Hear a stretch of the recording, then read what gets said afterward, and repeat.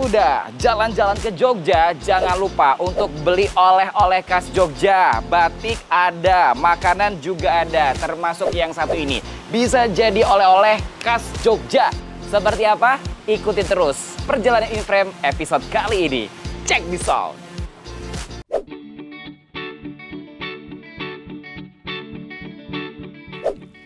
Desain yang unik dan banyak bercerita tentang Jogja menjadi salah satu ciri khas Dagadu. Makanya, gak jarang wisatawan menjadikan oleh-oleh. Brand ini bahkan punya superhero-nya sendiri loh, yaitu Malioboro Man. Yuk, kita cari tahu lebih banyak tentang clothing brand asli Jogja ini. Dan Sobat Muda, sekarang kita sudah bersama dengan Direktur Dagadu Jogja. Kenalan langsung yuk sama Mas Mirza, apa kabar Mas? Baik, kalau saya Mirza Arditya, saya CEO dari PT Asi Dagadu Jogja. Wih, keren. Ini sosok seorang yang inspiratif nih. Thank you. Mas, ceritakan dulu dong, asal mula dari Dagadu Jogja, itu apa Mas? Dagadu Jogja, jadi Dagadu itu adalah suatu brand asli Jogja. Jadi original dari Jogja, kita berdiri dari tahun 1954. Jadi kita sudah berdiri semenjak 29 tahun. Tahun depan kita sudah memasuki usia 30 tahun. Jadi suatu hal yang tidak mudah buat kita, tapi kita patut berbangga bahwa kita bisa bertahan sampai di usia 29 tahun. Dagadu itu adalah suatu brand yang diambil dari istilah bahasa Walikan. Tahu nggak artinya Dagadu itu apa? Dagadu. Gak tahu Mas, apa itu Mas? Dagadu itu artinya matamu. Mas, iya. Kok malah ngatain saya? Iya, Dagadu itu artinya matamu. Oh gitu. Jadi zaman dahulu di masa periode 80 dan 90-an itu kan banyak sekali anak muda menggunakan bahasa slang. Kalau di di Jakarta ada bahasa prokem ya. Betul. Di Jogja saat itu di kalangan mahasiswa atau anak-anak muda SMA yang usia remaja gitu banyak sekali menggunakan bahasa Walikan. Jadi bahasa yang istilahnya bahasa sehari-hari atau bahasa keakraban, biar orang tua kita atau teman yang pendatang nggak ngerti apa yang kita omongkan. Dan itu menjadi satu bahasa yang sangat umum. Saya juga heran saat ini bahasa Walikan tersebut sudah sangat jarang digunakan. Jadi Dagadu itu artinya matamu. Kalau misalnya orang Surabaya ada mengucapkan istilah danco gitu. Itu kan istilahnya misuh, marah-marah, tapi itu menunjukkan level tingkat keakraban kita. Jadi kalau kita sudah bisa ngomong Dagadu itu kita udah level keakrabannya tinggi banget dan orang akan marah. Betul. Jadi kita ambil dari bahasa Walikan tadi. Kemudian secara awal berdirinya Dagadu itu dibuat secara tidak sengaja sebetulnya. Jadi dari suatu komunitas mahasiswa, khususnya mahasiswa arsitektur UGM, berjumlah 25 orang waktu itu. 25 orang. Kebetulan mereka dalam satu komunitas yang sering berkumpul memperhatikan masalah dunia kepariwisataan, tourism sama desain grafis. Jadi sering ngobrol, sering nongkrong. Akhirnya mereka memiliki ide bagaimana kalau kita membuat satu hal buat satu hasil karya seperti t-shirt lah. Karena saat itu juga dipicu di salah satu fakultas di Gajah Mada yaitu arsitek. Salah satu kampus yang boleh datang ke kampus pakai t-shirt dan jeans. T-shirt dan jeans? Ya, mereka boleh ngampus pakai t-shirt dan jeans. Saat itu itu bukan satu dambaan orang bisa ngampus pakai jeans. Saya waktu itu sekolah di ekonomi nggak boleh. Harus pakai sama celana kain gitu ya. Dan atas dasar itu mereka pengen mendesain kaos-kaos mereka sendiri pada saat datang ke kuliah. Dan ternyata mendapatkan respon yang positif. Banyak sekali yang suka melihat hasil karya mereka. Pemicunya di situ. Wah, kayaknya boleh nih kita bikin kaos karena desain kita banyak disukain. Pakai brand apa nih? Sesimpel bahwa udah Dagadu aja. Dagadu itu kan orang Jogja ngerti semua artinya matamu, dan mungkin bagi orang-orang lain juga akan banyak mudah diingat karena pasti orang akan tanya Dagadu artinya apa sih gitu. Dan itu kan buat orang kan tergelitik kan. Akhirnya mereka memutuskan untuk memberikan nama brand Dagadu. Dan sejak saat itulah mereka establish, berdiri. Kemudian kita membuka gerai pertama kita itu ada di mall pertama di Jogja, yaitu namanya Malioboro Mall. Kita waktu itu diberikan kesempatan untuk berada di situ karena kita juga terlibat pada saat awal berdirinya mall tersebut. Kita memberikan semacam konsultasi juga. Terus karena mereka tahu lu anak-anak muda punya bisnis, udahlah bikin di bawah gitu. bikin di Lower Ground, dan sampai sekarang kita masih ada di sana, Mas. Jadi itu awal sejarah berdirinya kita, Dagadu. Oke. Dari makna Matamu. Dagadu bisa merambah di dunia t-shirt seperti itu. Iya. Mas, ini dari 25 orang akhirnya membentuk sebuah brand seperti itu di tahun 90-an itu, apakah sulit nggak sih, Mas? Sebetulnya kalau kita melihat challenge saat itu dibandingkan dengan sekarang tuh jauh berbeda, Mas. Karena pasti kalau saat ini dari sisi resistensi anak-anak muda sekarang, kalau kita mau memimpin suatu usaha sangat mudah, ya kan? Sementara dulu kita tantangannya adalah berdua orang tuh harus punya tempat kan. Kalau kita sudah punya suatu produk, berarti harus punya tempat. Kebetulan kita mendapat kemudahan untuk memiliki tempat di Malioboro Mall. Dan itu merupakan mall pertama di Jogja menjadi center of attention saat itu. Karena terletak di Malioboro, anak-anak muda saat itu kan sering nongkrong di situ, Mas. Jadi semua orang gampang sekali menemukan dan mencari produk kita. Orang-orang luar Jogja otomatis tujuan utamanya kan ke Malioboro. Jadi produk kita gampang sekali dikenal hingga menyebar ke seluruh Indonesia saat itu. Mungkin kalau saat itu sudah ada sosial media, udah jadi viral saat itu ya. Tapi ya itu merupakan suatu tantangan yang tidak mudah sih, Mas, di awal-awal berdiri. Sudah nyebar ke seluruh Indonesia, artinya Dagadu punya ciri khas dong. Ya. Ciri khas desainnya dari Dagadu apa, Mas? Ciri khas desain. Jadi kalau kita berjalan-jalan ke luar negeri misalnya, kita ke New York, pasti orang mencari suatu hal yang membuktikan bahwa saya pernah ke sana. Mereka beli t-shirt dengan tulisan I love NY. Oh iya benar. Kemudian kalau orang ke Singapura, pengen membuktikan bahwa aku pernah ke Singapura. Aku punya kaosnya I love SG. Betul. Sementara saat itu kan akan sangat sulit bahwa membuktikan I've been there tuh loh, saya sudah pernah ke sana. Kalau sekarang gampang dengan dengan sosial media, orang dengan selfie udah bisa membuktikan aku pernah di Prambanan, pernah di Borobudur. Nah dulu salah satu pembuktian bahwa kita pernah di suatu tempat tuh dengan kaos. Nah otomatis saat itu kita meng-create suatu t-shirt yang bercerita tentang Jogja. Jadi ciri khas kita adalah kita memiliki desain yang mengulik, terus kemudian mengeksploitasi, terus kemudian mengimplementasikan dalam bentuk desain kaos. Jadi kita banyak sekali menggambar semacam kayak snapshot kota Jogja, baik dari ciri khasnya, makanannya, kebudayaannya, terus kemudian ikon-ikonnya, dan itu ternyata sangat disukain. Siap. Gitu, Mas. Kita akan lihat lagi Sobat Muda, kita lanjut ya ke lantai 2, masih di Yogyatorium. Kita lanjut lagi jalan-jalan, Mas. Siap.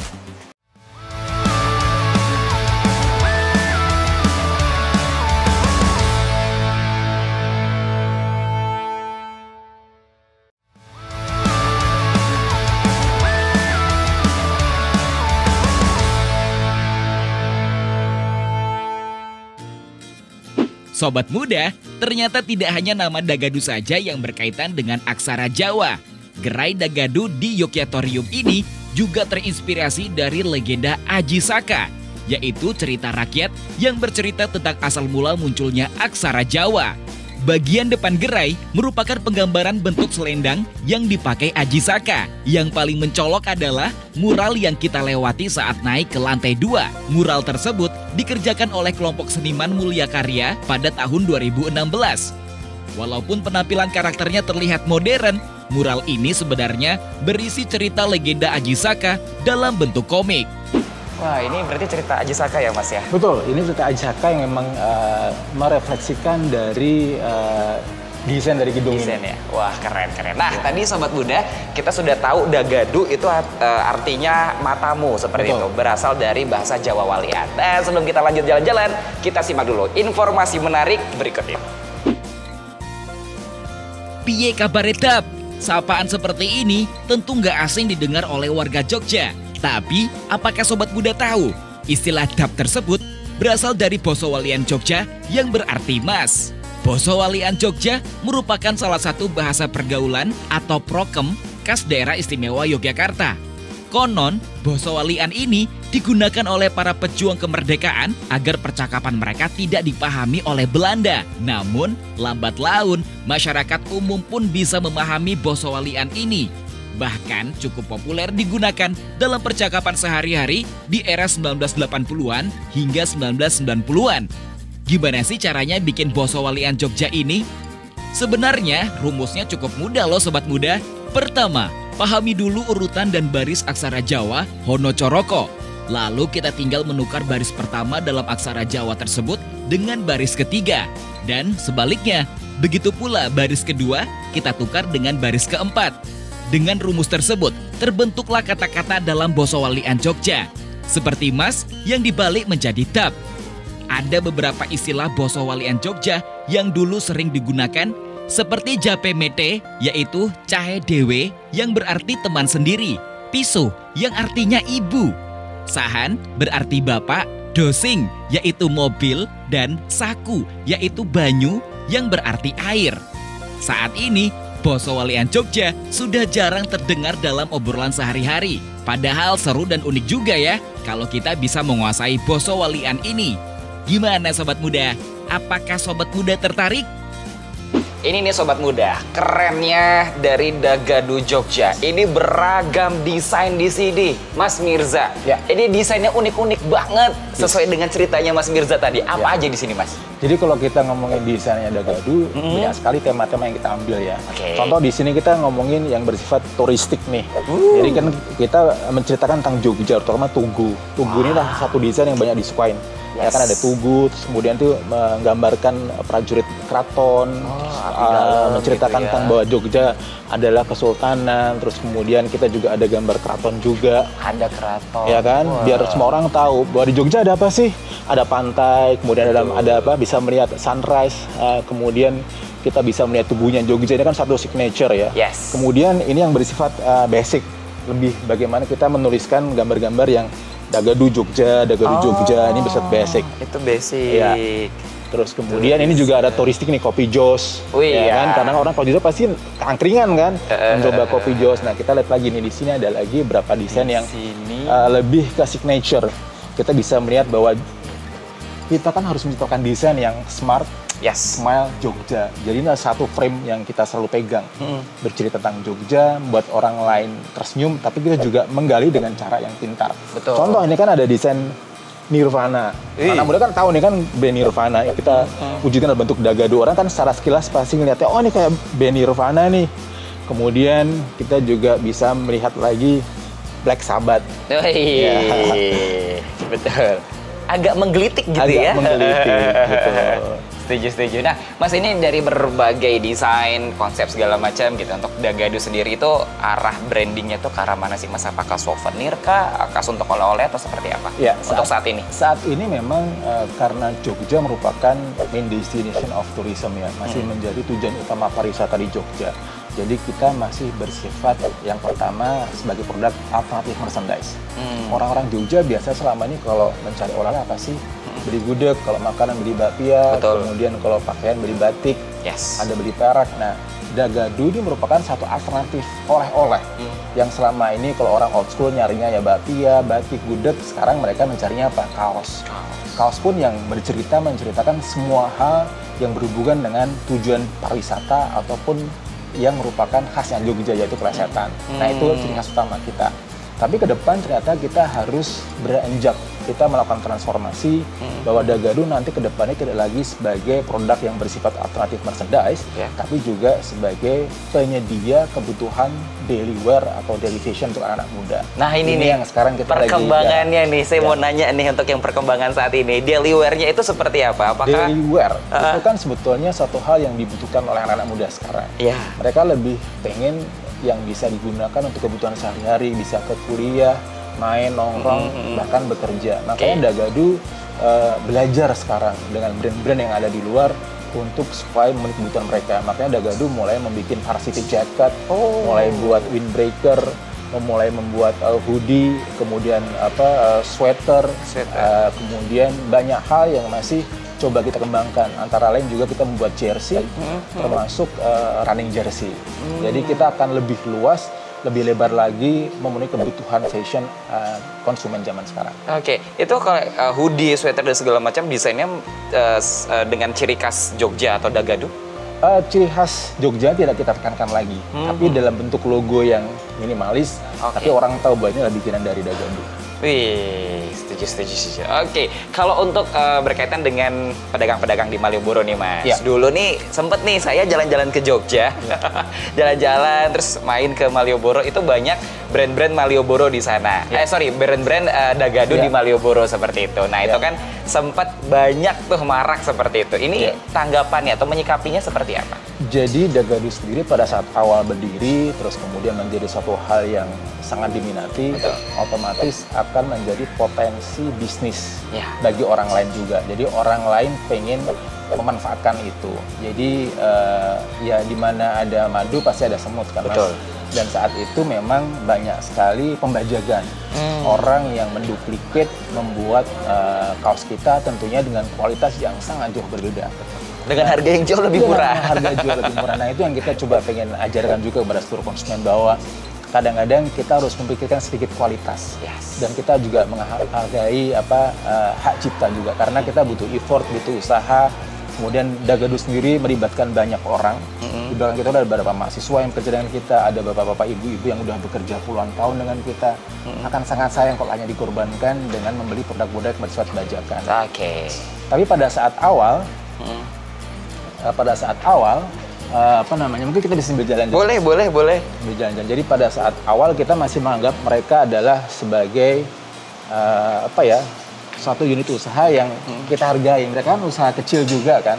Jadi kita masih ngomongin udahlah sama-sama bagi-bagi rezeki gitu kan. Betul. Sama-sama bagi rezeki, sama-sama orang Jogja. Tapi kemudian kita merasa khawatir semenjak ada undang-undang hak kekayaan intelektual. Ada undang-undang HAKI yang kita merasa khawatir. Karena mereka bisa mendapatkan risiko yang sangat tinggi, Mas. Betul. Karena pasti akan ada denda dan ada hukuman kurungan juga. Jadi kita berusaha mengedukasi mereka, kita ngajak mereka nih kumpul. Kita undang tuh orang-orang yang selama ini berjualan produk-produk bajakan. Kita kumpulkan dalam satu wadah, terus kita bikin satu event namanya Tancep Kayor. Tancep Kayor itu kalau di wayang itu adalah pada saat akhir wayang itu ada gunungan. Itu semacam kayak menutup cerita untuk mengalami suatu hal yang baru. Jadi yuk kita mencoba perbaiki dengan melakukan usaha dengan yang lebih baik, melakukan bisnis dengan cara yang lebih baik. Dengan apa? Ya nanti akan menjadi risiko kalau teman-teman masih menjual produk-produk yang bersifat bajakan. Oke. Oleh karena itu kita mencoba memahami dan mengerti kemauan mereka dengan apa? Menyediakan kebutuhan mereka apa nih? Udahlah, kita nggak usah lagi memalsu produk-produk Dagadu, tapi kita juga memberikan semacam kayak support, bantuan. Mereka butuh pelatihan apa nih? Apakah mereka butuh pelatihan untuk meng-create suatu merchandise, butuh pelatihan desain, atau butuh pelatihan sablon, dan akhirnya itu menjadi solusi. Makanya kita lihat sekarang di Malioboro sudah sangat jarang menjual produk-produk palsu dan bajakan. Berarti mereka buat brand sendiri, menciptakan sendiri seperti Saat itu? ini seperti itu. Berkat edukasi? Salah satunya. Keren. Ini Dagadu memang benar-benar jadi pionir gitu ya. Nah, ini Mas Mirza kalau dilihat di salah satu sudut Yogyatorium ini ada craft juga. Ini termasuk bagian dari Dagadu juga kan? Ini ada kacamata seperti itu. Ini adalah local creator corner. Jadi kita berusaha untuk mengajak lingkungan dan warga-warga sekitar yang punyai semacam kayak keahlian dalam membuat satu usaha kecil, meng-create satu merchandise atau handicraft. Kita bantu untuk menjualkan barangnya di sini, tapi kita juga memberikan kurasi. Kita melatih supaya mereka menjual produk-produk yang bersifat menjual, produk yang menarik, terus bagaimana mereka menciptakan satu bisnis yang sustainable. Dan akhirnya setelah kita adakan semacam kayak workshop dan pelatihan, mereka bisa menjual produk-produknya di sini. Jadi kita tidak hanya mencari suatu usaha yang bersifat individu untuk diri kita sendiri, kita juga melibatkan beberapa warga sekitar yang memiliki usaha handicraft untuk bisa berjualan di Dagadu. Wah, keren banget. Ini Dagadu juga jadi tempat UMKM dan juga orang-orang bisa berjualan di sini ya. Oh, keren banget Sobat Muda. Jangan kemana-mana ya.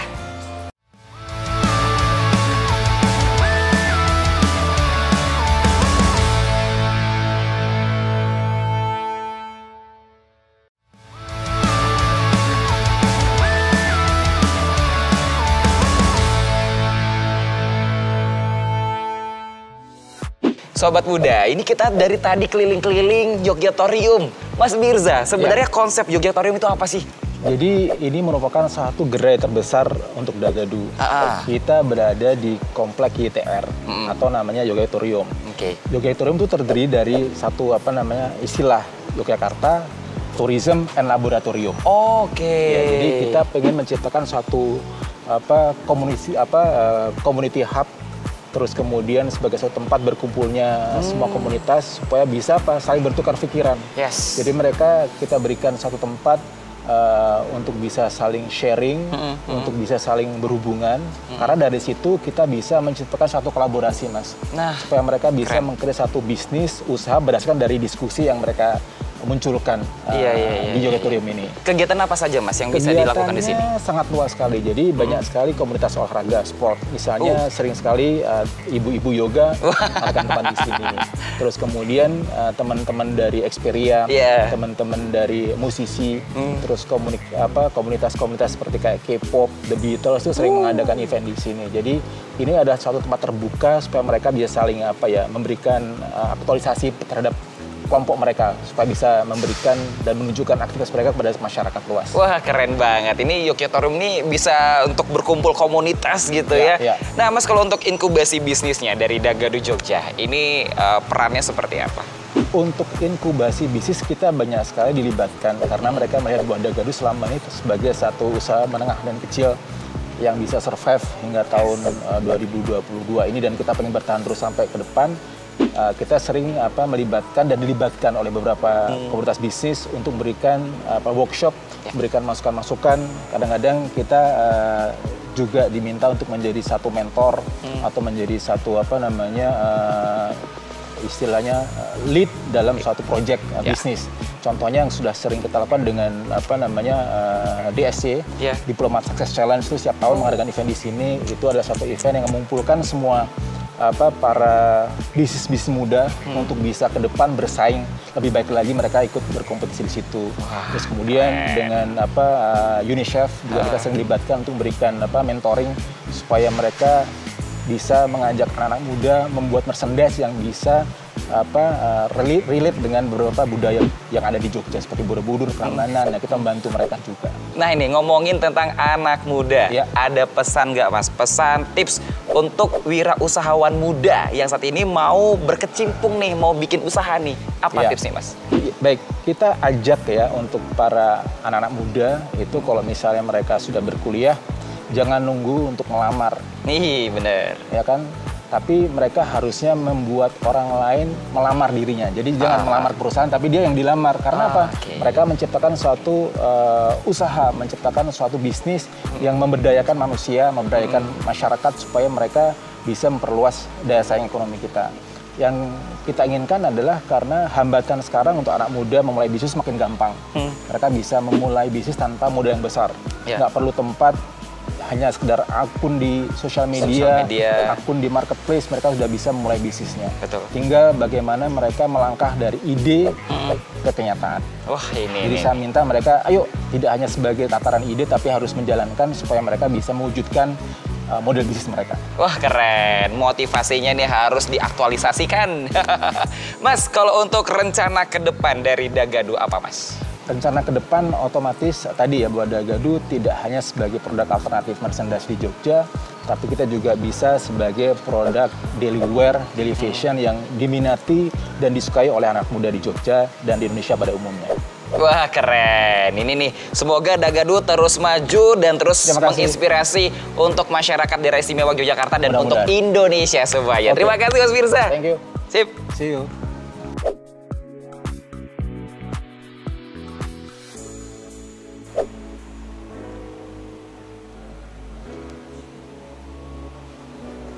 Sobat muda, kalau dengar cerita dari Mas Mirza tadi, Dagadu sudah melalui perjalanan yang panjang dan berbagai cerita di balik perjalanannya. Nah, ini bisa menjadi inspirasi sobat muda untuk membuka usaha. Terima kasih sudah menyaksikan episode InFrame kali ini. Jangan lupa saksikan terus InFrame hanya di TVRI Jogja. See you on the next episode.